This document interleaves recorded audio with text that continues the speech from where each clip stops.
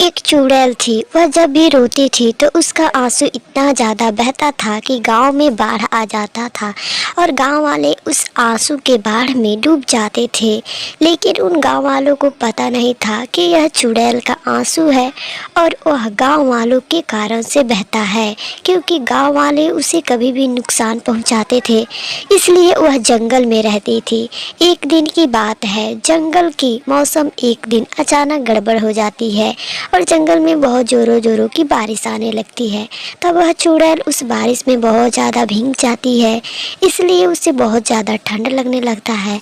तब वह सोचती है कि मैं जंगल से कहीं दूर चली जाती हूँ, वरना मेरा तबीयत खराब हो जाएगा। फिर वह जंगल में कुछ लकड़ियाँ इकट्ठा करती है और उसे जलाकर तापने लगती है, लेकिन उससे भी उसका ठंड कम नहीं होता है। तब वह भागते हुए गांव में आ जाती है ताकि उसका जान बच सके। गांव में आकर वह चुड़ैल इधर उधर देखती है कि उसे कोई भी झोपड़ी खाली दिखेगा जिसमें वह जाकर रह सके और अपनी रात गुजार सके। तभी कुछ गांव वालों का नज़र उस चुड़ैल पर पड़ता है और गांव वाले बहुत ज़्यादा डर जाते हैं और उन लोगों को लगता है कि यह चुड़ैल गांव वालों को नुकसान पहुंचाएगी। फिर पूरे गांव वाले जाकर उस चुड़ैल को घेर लेते हैं और उसे इतना ज़्यादा मारते हैं कि वह चुड़ैल को बहुत ज़्यादा चोट आ जाता है।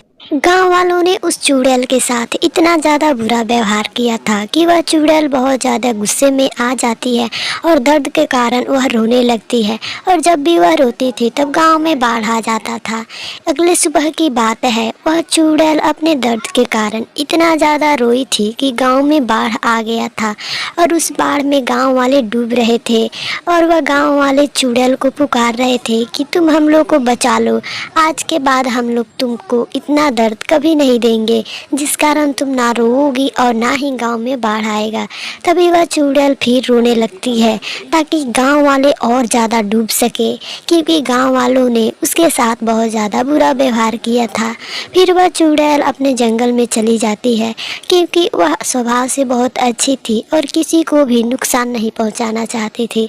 जितना गांव वालों को दर्द देना था वह दे चुकी थी, अब उन्हें मारना नहीं चाहती थी। तब जाकर गांव वालों को समझ में आता है कि ऐसा नहीं करना चाहिए।